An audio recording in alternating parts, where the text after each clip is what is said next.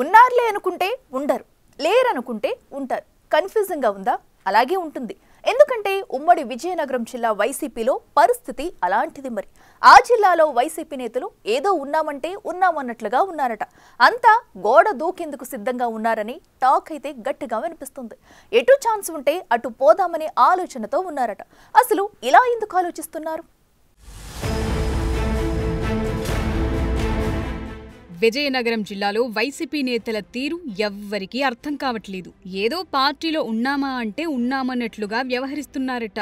2019లో జిల్లాను clean sweep చేసిన YCP మొన్నటి ఎన్నికల్లో మాత్రం పూర్తిగా చతికిలబడింది. సీన్ రివర్స్ అవటంతో వైసీపీ నేతలంతా ఆలోచనలో పడ్డారట. ముఖ్యంగా 2019లో వైసీపీ అధికారంలోకొచ్చాక ఉమ్మడి జిల్లా పరంగా జరిగిన పొరపాట్లను కూడా ఇటీవల నెమరు వేసుకుంటున్నట్లు పోగట్ట. అప్పట్లో అశోక్ గజపతిరాజు లాంటి సీనియర్ నేతలను కూడా వైసీపీ వేధించి అవమానించిందనే చర్చ ఉంది. దీని వెనుక కొందరు జిల్లా వైసీపీ నేతల పాత్ర కూడా ఉందనేది బహిరంగ రహస్యమే. అయితే రాజకీయాల్లో మకుటం లేని మహారాజులకి అవమానాలు తప్పనప్పుడు మనమెంత, మన అనుభవమెంత అని ఆలోచనతో ఉన్నారట వైసీపీ నేతలు. రాష్ట్రంలోనూ ప్రస్తుత పరిణామాలు అలానే ఉన్నాయనే విషయం వైసీపీ నేతలకు బాగా అర్థమైంది. మిథున్ రెడ్డి, చెవిరెడ్డి లాంటి కీలక నేతలని అరెస్టు చేసినప్పుడు తమ పరిస్థితేంటి అనే లెక్కలేసుకుంటున్నారట వైసీపీ మాజీ ఎమ్మెల్యేలు. అందుకోసమే నియోజకవర్గాల్లో వారంతా పెద్దగా కనిపించడం లేదనే వాదనలున్నాయి.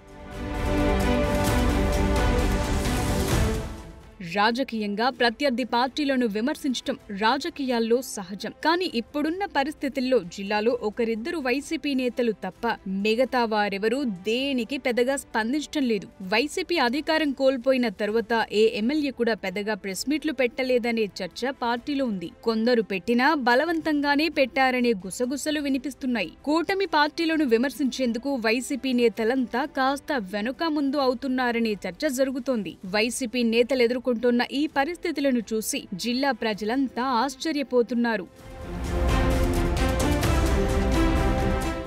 వైసీపీ అధినాయకత్వం సూచనల మేరకు బాబు ష్యూరిటీ, మోసం గ్యారంటీ కార్యక్రమాన్ని కూడా తూతుమంత్రంగానే కానిచ్చేస్తున్నారు వైసీపీ మాజీ ఎమ్మెల్యేలు. ఏదో వెళ్లామా వచ్చామా అన్నట్లుగా ఉంటున్నారు. కూటమి ప్రభుత్వ పథకాల అమలులో లోటుపాట్లు, పొరపాట్లపై ఎవరూ పెద్దగా స్పందించడం లేదు, ప్రశ్నించడం లేదు. మొన్నటికి మొన్న పులివెందుల, ఒంటిమిట్ట జెడ్పీటీసీ ఉప ఎన్నికల్లో పోలింగ్ జరిగిన తీరు రాష్ట్ర వ్యాప్తంగా చర్చనీయాంశంగా మారింది. అయినప్పటికీ జిల్లాలో ఏ ఒక్క నేత కూడా నోరు మెదపలేదు. గతంలో నేరుగా చంద్రబాబునే టార్గెట్ చేస్తూ విమర్శలు గుప్పించిన కొందరు నేతలు ఇప్పుడు అవన్నీ తమ అధినేత జగన్ చూసుకుంటారులే అన్నట్లుగా స్లీప్ మోడ్ లోకి వెళ్లిపోయారు. ఇంకొందరు నేతలైతే పార్టీ ఆఫీసుల వైపు రావటమే మానేశారట. ముఖ్యంగా వచ్చే ఎన్నికల నాటికి నియోజకవర్గాల పునర్విభజన జరిగి రిజర్వేషన్లు మారితే పరిస్థితేంటనే ఆలోచనలోనూ పడ్డారట.